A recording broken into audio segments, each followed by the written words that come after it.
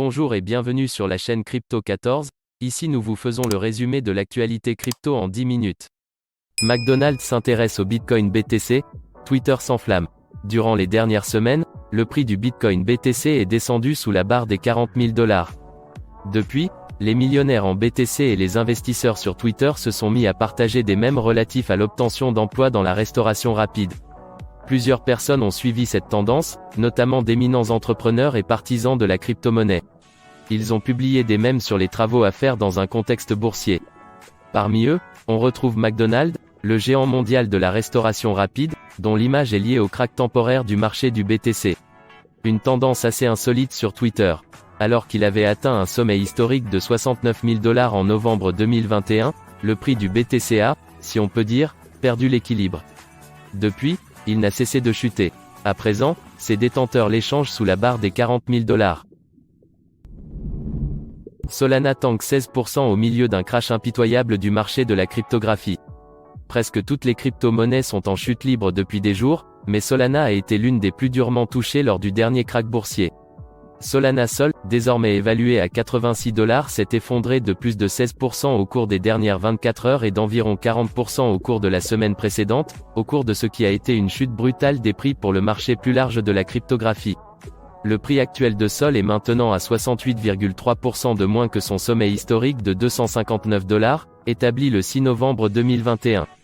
Solana Sol, désormais évalué à 86 $, s'est effondré de plus de 16% au cours des dernières 24 heures et d'environ 40% au cours de la semaine précédente, au cours de ce qui a été une chute brutale des prix pour le marché plus large de la cryptographie.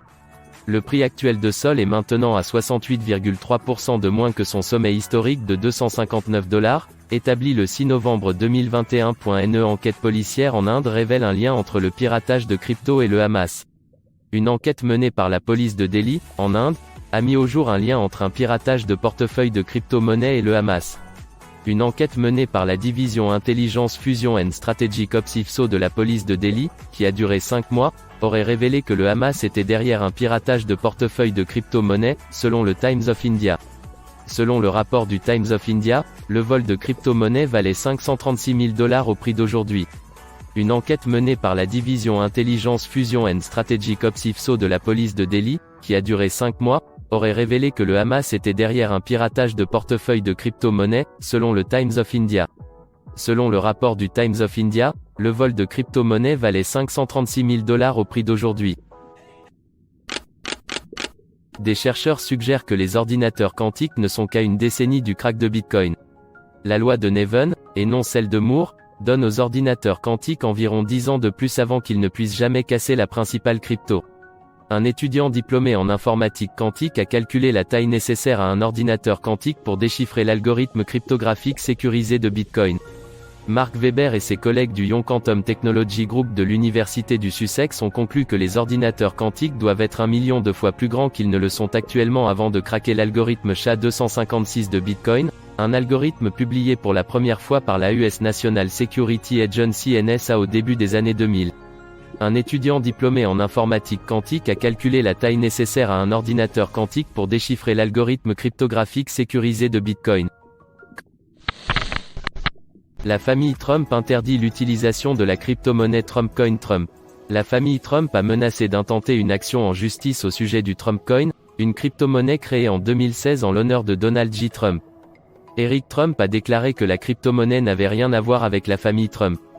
Nous n'avons pas autorisé l'utilisation et nous ne sommes en aucun cas affiliés à ce groupe. Une action en justice sera engagée, a-t-il annoncé. La famille Trump menace d'intenter une action en justice au sujet du Trumpcoin. Le lundi 24 janvier, Eric Trump, fils de l'ancien président et dirigeant de la Trump Organization, a tweeté sur la crypto-monnaie Trumpcoin. Avertissement de fraude, il a été porté à notre attention que quelqu'un fait la promotion d'une crypto-monnaie appelée Trumpcoin Trump, a-t-il écrit, ajoutant. Cela n'a rien à voir avec notre famille, nous n'avons pas autorisé son utilisation et nous n'avons aucun lien avec cette crypto-monnaie. Credefi CREDI, retour sur le succès de son IDO. La société bulgare Credefi mérite toute notre attention, notamment celle des PME en quête de la meilleure formule de prêt pour la réalisation de leur expansion. Credefiance, c'est le nom attribué à ces acteurs qui accordent leur confiance en cette alternative avant-gardiste. Si l'idée d'un prêt innovant vous tente, le choix du token CREDI est de mise. Ses atouts semblent effectivement multiples, pour ne citer que son affiliation à Cardano, une plateforme réputée pour sa neutralité carbone. À propos de Crédéfi, partant du constat de l'existence d'emprunteurs spéculatifs largement inadéquats à l'offre de prêt défi et de celle de l'intérêt croissant des PME pour les alternatives d'emprunt liées au peer-to-peer et le crowdfunding, l'équipe menée par Ivo Grigorov a décidé de créer Crédéfi en décembre 2021. Comment l'équipe de contenu de MakerDAO a été licenciée par les détenteurs de MKR. La communauté du protocole de prêt a réclamé plus de visibilité. En bref, MakerDAO est passé à une gouvernance décentralisée en 2021. Le protocole Maker est désormais régi par des personnes qui détiennent des jetons MKR. Une proposition réussie de décembre appelait au déchargement de l'équipe de contenu. En juillet 2021, l'un des premiers projets décentralisés à s'emparer d'Ethereum a fondamentalement changé sa façon de faire des affaires. Au lieu de gérer le développement et de canaliser les fonds via sa fondation, MakerDAO laisserait les détenteurs du jeton MKR diriger le spectacle. MakerDAO est maintenant complètement décentralisé, a écrit le PDG de la Maker Foundation, Rune Christensen, dans un article de blog, annonçant la dissolution de l'organisation qu'il a fondée. Avancé de 6 mois, et il est clair que les membres de MakerDAO ont de grandes attentes pour ceux qui font avancer le projet. Ripple atteint une valorisation record de 15 milliards de dollars après le rachat des investisseurs de série C. Ripple a vanté un doublement de ses activités de paiement et un bilan sain en annonçant qu'il rachèterait les investisseurs de série C à une valorisation plus élevée. En bref, la valorisation de Ripple est désormais supérieure d'un tiers à celle de fin 2019. L'ombre d'un procès de la SEC plane toujours sur l'entreprise. Ripple vante une croissance importante de son activité de paiement. Ripple a annoncé mardi avoir racheté les actions aux investisseurs qui avaient financé son tour de table de série C de 200 millions de dollars en décembre 2019.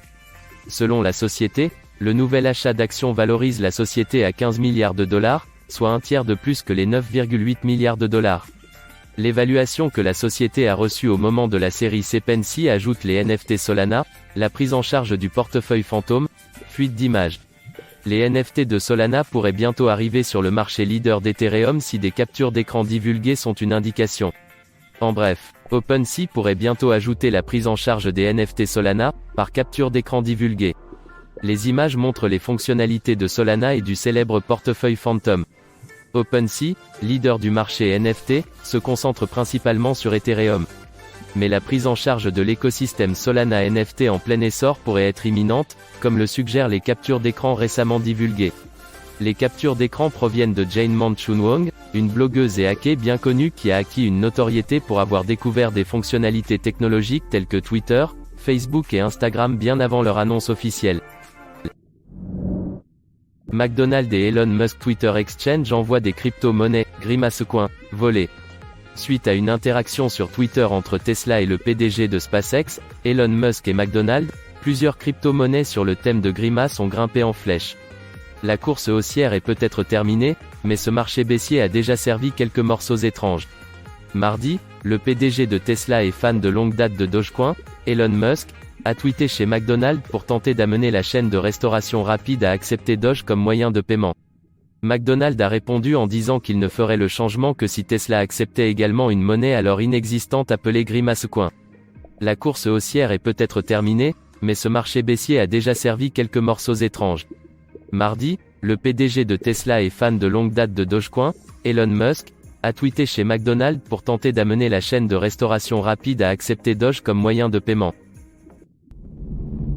Ethereum NFT Games The Sandbox lance un accélérateur de métaverse de 50 millions de dollars. Les créateurs du jeu à venir prévoient d'investir et d'encadrer jusqu'à 100 startups travaillant à la construction du métaverse ouvert. En bref, The Sandbox, un jeu métaverse Ethereum, a lancé un programme d'accélération de 50 millions de dollars avec Animoca Brands et Brink. Le programme investira dans jusqu'à 100 startups dans l'ensemble de l'écosystème cryptographique au cours des 3 prochaines années. Alors que le battage médiatique autour des prochaines constructions de métavers, le jeu de cryptographie basé sur Ethereum, The Sandbox, est devenu l'un des premiers prétendants dans l'espace. Et pour encourager le développement de projets métavers à l'intérieur et à l'extérieur du monde du jeu, The Sandbox a lancé un programme d'accélération pour investir et encadrer les startups. Voilà, c'est tout pour ce résumé des actualités. Si tu as aimé, Like, commente et abonne-toi pour recevoir nos prochains épisodes et à bientôt pour une prochaine vidéo.